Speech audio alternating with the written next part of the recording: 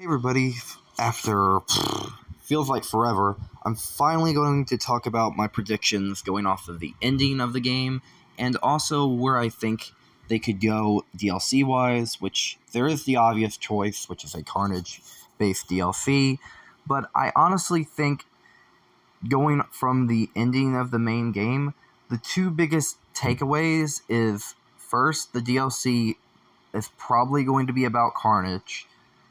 I'll get into why in a minute, because I don't think he'll be saved for the third game. And Chameleon. The reason why I say Chameleon more than Carnage is because I think Chameleon was the only other villain besides Cletus Cassidy to actually have a side mission dedicated to him in a certain extent, and also the way it ends teases the fact that he'll be going after Spider-Man, and specifically, I don't know if you can do this mission as Miles. I think you can. I'll have to test it out, but mainly he'll just be going after Spider-Man, which is the Peter Parker one. And honestly, brief side tangent, the plot hole that Podcast Now, I believe, brings up can actually be fully explained through if you play the story in a certain way with the Flame side mission, ending it a little bit before you get the symbiote taken away, or right like at the same time. So just a brief little thing. DLC wise, honestly, it makes the most sense to have a Carnage DLC. But let me bring up the one problem. I know that they have said that Tony Todd will be a part of this other project, so it could be a DLC. But the one problem is you actually see the symbiote get destroyed, and unless there's an extra symbiote, or they could caveat it with a bit of the symbiote still living inside Harry, because it was bonded to him. The one problem I could see arisen is the anti-venom, suit, kind of burning all that symbiote away from him, and it could have worked internally. So I don't really know. They could really bring back Venom. I don't know how they can do it. Because Carnage works best when Spider-Man has to team up with Venom to defeat him, and I don't think it could work with Rafe, Miles, and Peter at once. I think Carnage is way too powerful. One, Cletus Cassidy is crazy. He's super nuts, and I think a DLC with him, works. It would probably have to be Miles Morales level long. They can't do what they did with The City That Never Sleeps. I'm sorry. I liked how they did that one, but I just don't feel it could work in this case scenario. They could probably do it similarly to the Matter of the Family DLC, which I would have to time that one and see if that could work. But I don't think, them separating a DLC with Carnage would work. I'm sorry, it just doesn't. And Chameleon would be a pretty cool antagonist, too. So, yeah. Ending-wise, let's get into that. So, the obvious one that everybody's talking about, the final chapter, it's a play on, the two different comic books, and also it could be the last game in the series. Another thing that I thought was interesting is that with the Sinister Six completely gone, they could pull from the Ultimate Spider-Man show.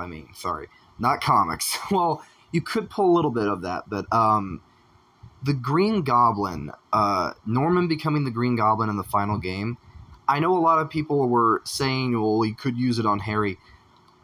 going off the dialogue with the chase, like basically when you play as Venom, the way Norman says, I should have never, like, he knew the suit was, like, dangerous and he never should have used it on him. I don't think he would make the same mistake again. Like, this whole game is like a repercussions of Norman's actions. Like, he's kind of an a-hole. Like, that's a given. But he's just, like, he's basically really much of, like, he's the jerk, he's the prick, he's the a-hole, he was the mayor, he's fucked over so many people, and he's more been a political or a side antagonist in a way.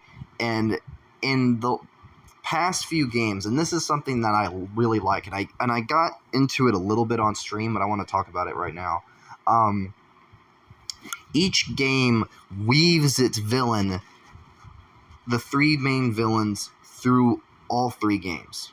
So Norman is the catalyst for the first game, and his actions are felt through all the games, and him becoming the Green Goblin works for the final game, because the first game, his actions created the two main villains of the game, which is Otto and Lee, and his actions weave together through, like, the Miles Morales and the first game that hints at Venom, and then, this game happens. So him going from here to the final game and him becoming Green Goblin, it works.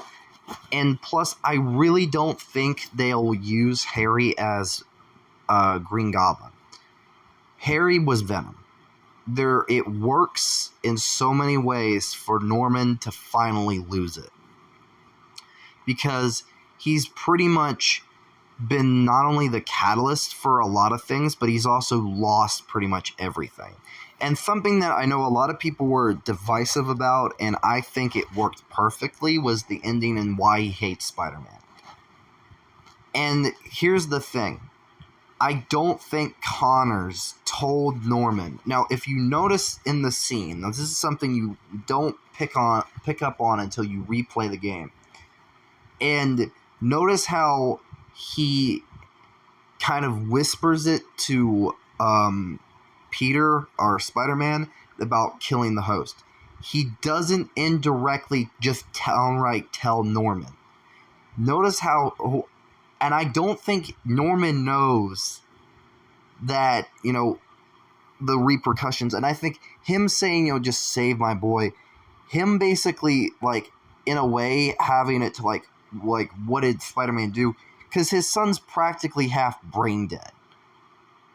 And if you really think about it, like, the whole game is Norman's afraid of letting go. He wants to cure his son, he wants to keep him alive, he wants to heal him, all that jazz. That's his biggest thing throughout the first game-ish and the second game. Mainly in this one.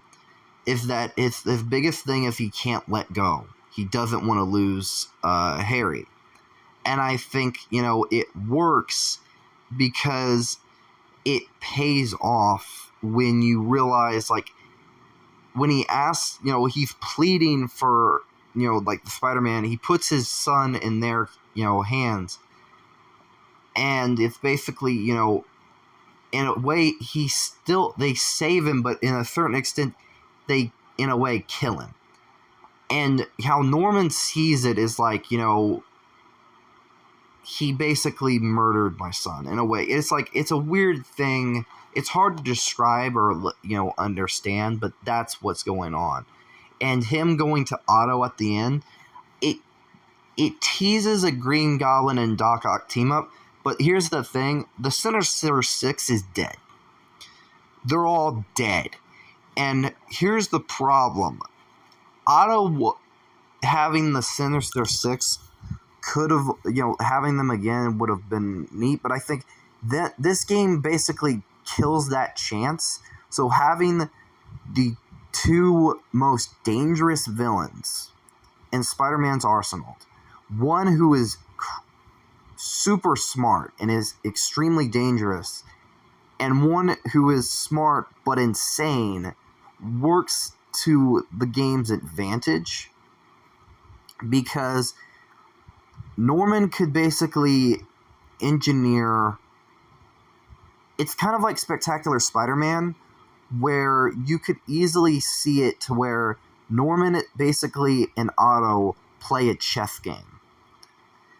And basically, how I see the story playing out with, the Green Goblin, because it works best for Norman. I think in explaining how this, like the DLC, because Peter's going to retire, but I think Otto returning in the next game might change things up. I think that's what's going to bring like a halt into the retirement, especially Otto holding on to Peter.